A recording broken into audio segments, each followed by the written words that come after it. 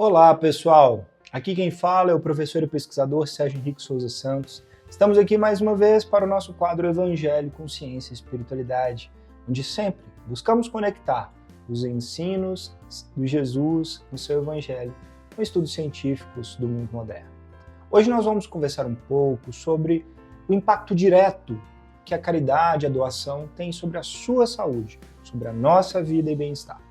Para iniciarmos, façamos então a nossa prece de abertura. Senhor Deus, Cristo, que a Tua luz possa tocar o nosso ser para de fato conseguirmos ser instrumento do bem aonde formos, apesar das fraquezas que ainda carregamos, que consigamos levar bem o amor, a luz de mais alto, ao nosso derredor. Que assim seja. Muito bem. Para a primeira reflexão do dia de hoje, vamos ler o Evangelho de Jesus, segundo Lucas, comentado por Emmanuel e psicografado por Chico Xavier. E o tópico de hoje é Lucas, capítulo 11, versículo 41. Todavia, dai as coisas interiores como dádiva. Esmola. A palavra do Senhor está sempre estruturada em luminosa beleza que não podemos perder de vista. No capítulo da esmola, a recomendação do mestre dentro da narrativa de Lucas merece apontamentos especiais. Dai antes esmola do que tiverdes. Dar o que temos é diferente de dar o que detemos. A caridade é sublime em todos os aspectos sobre os quais se nos revele e em circunstância alguma devemos esquecer a abnegação admirável daqueles que distribuem pão e agasalho, remédio e socorro para o corpo, aprendendo a solidariedade e ensinando-a. É justo, porém, salientar que a fortuna ou a autoridade são bens que detemos provisoriamente na marcha comum e que, nos fundamentos substanciais da vida, não nos pertencem.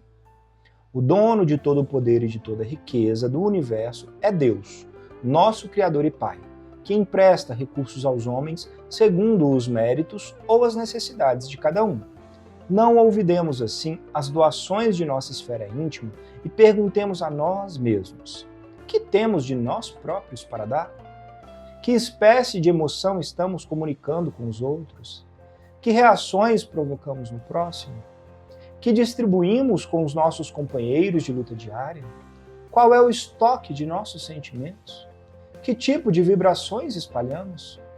Para difundir a bondade, ninguém precisa cultivar riso estridente ou sorrisos baratos, mas para não darmos pedras de indiferença aos corações famintos de pão da fraternidade, é indispensável amealhar em nosso espírito as reservas da boa compreensão, emitindo o tesouro de amizade e entendimento que o Mestre nos confiou em serviço ao bem de quantos nos rodeiam perto ou longe.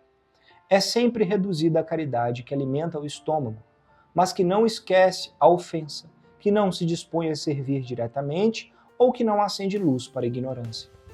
O aviso do instrutor divino nas anotações de Lucas significa: dai esmola de vossa vida íntima, ajudai por vós mesmos espalhai alegria e bom ânimo, oportunidade de crescimento e elevação com os vossos semelhantes.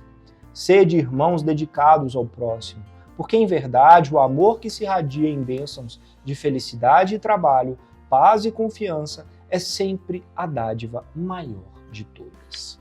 Que assim seja.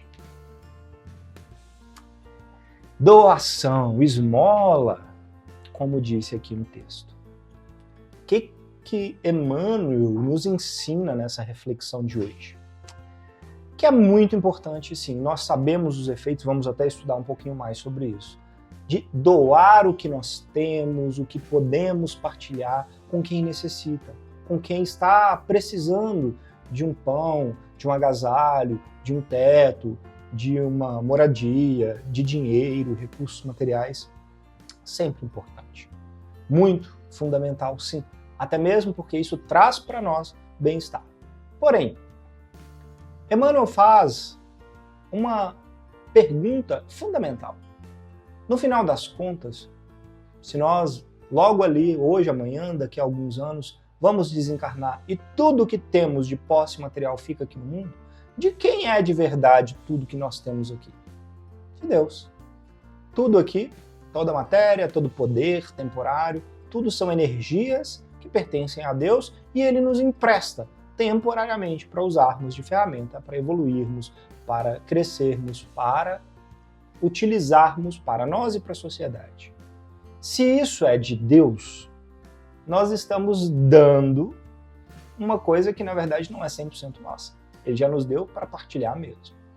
Agora, o chamamento do Evangelho é para darmos de nós o que nós temos em essência. E aí a pergunta, o que é que eu tenho em essência para partilhar? O que é meu, do meu espírito que é eterno e que segue para além aqui dessa terra, deste mundo, dessa vida? O que eu tenho no meu eu eterno para doar? E ele lista muitas coisas importantes, como, por exemplo, conhecimento. Como, por exemplo, podermos partilhar boas atitudes que reconfortem e ensinem o bem. Como, por exemplo, podermos agir ensinando aos nossos filhos como ser melhor a cada dia.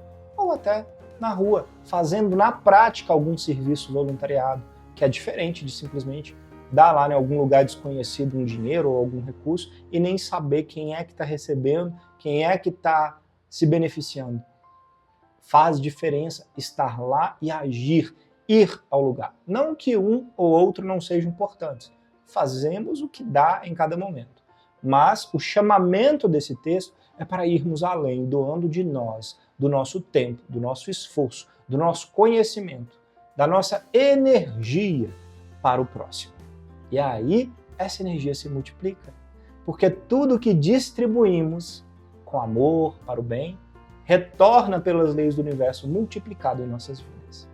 Por isso, vocês podem observar, seja para bens materiais, seja para energia de exposição, quem mais dá e doa, via de regra, é quem mais recebe no futuro. Dá mais, recebe mais. As coisas crescem, multiplicam na vida daqueles que partilham com verdade e com amor. E é esse a reflexão de hoje.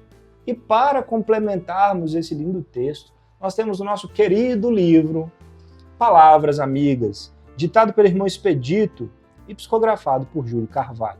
O tópico de hoje é caridade. Caridade não deve ser só uma palavra que carregamos na mente, encantados com seu significado. Caridade deve ser o nosso dever de cada instante. Sem ela, seríamos viajantes perdidos na estrada sem direção. E com ela, somos peregrinos da evolução, encontrando a cada dia o caminho a seguir. Sem caridade, a salvação é apenas uma aspiração do espírito. E com a caridade pura, a salvação é garantia em um porvir certeiro. Sem caridade, somos seres isolados que vivem à beira do tédio. Com ela, o tédio é apenas passado que deu lugar a uma alegria saudável.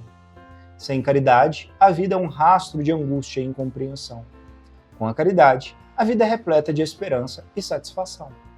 Enfim, sem caridade, somos espíritas que simpatizam e com a caridade, somos espíritas que vivenciam.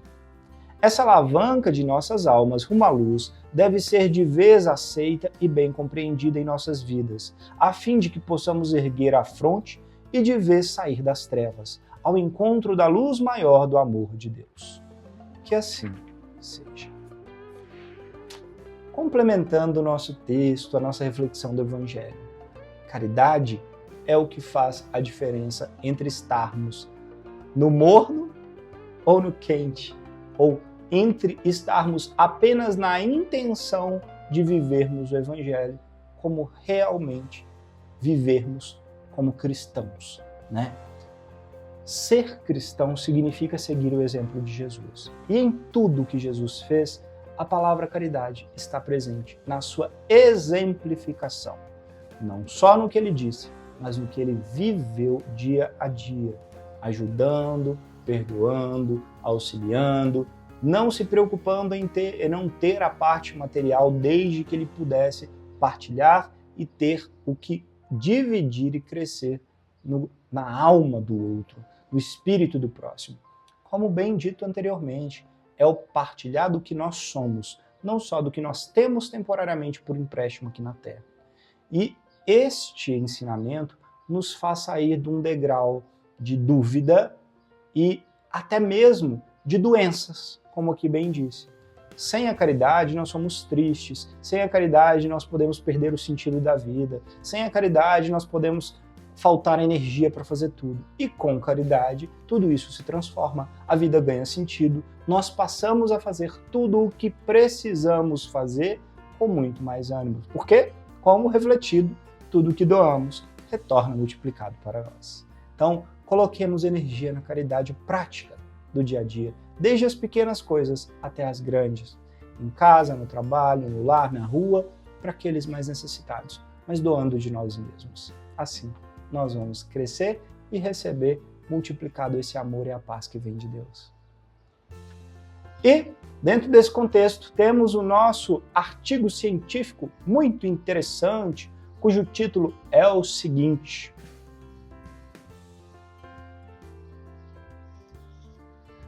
Voluntariado, doação beneficente e bem-estar psicológico de estudantes universitários da China.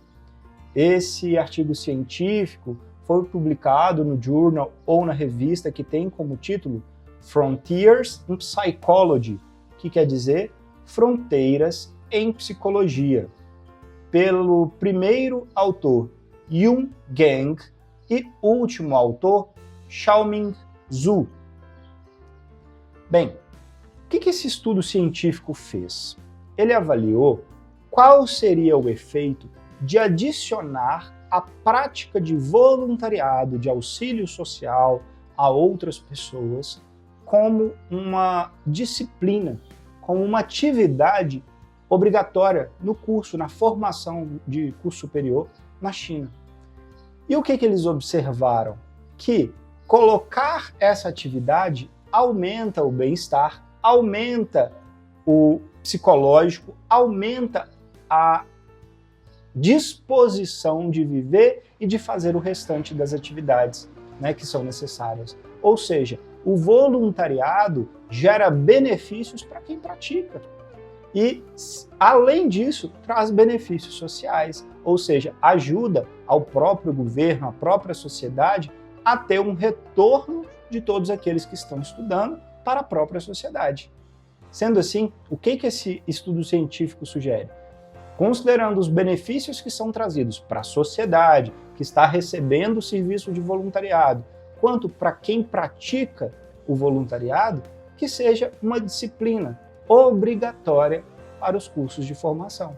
Todos que estiverem formando terem isso como, né, uma parte da grade curricular na sua formação, serviço voluntariado. Olha que ideia interessante, onde muitas vezes nós não sabemos por onde começar, o que fazer, e isso poderia ser ofertado já de uma forma regular pela universidade, pelas escolas, institutos, de forma que facilite e até ensine como, onde e como fazer, né, cada uma dessas ações de bem que vai voltar para nós mesmos. Seria uma ideia bem bacana da gente implementar por aqui também, né? Possamos então refletir nesses benefícios para todos os lados que o amor, através da caridade, pode espargir, né? Que nós possamos então fazer a nossa prece de encerramento. Senhor Deus, que saibamos, Senhor, ter a força e o entendimento para colocar a claridade em prática em nossa vida, no nosso dia a dia, que não nos falte a força e a inspiração de mais alto, dos bons anjos e mentores, e a coragem de agir e fazer, e o entendimento para sabermos onde e como realizar cada atividade. Que assim seja. Gratidão a vocês pela oportunidade de conversarmos mais uma vez. Namastê e até a próxima.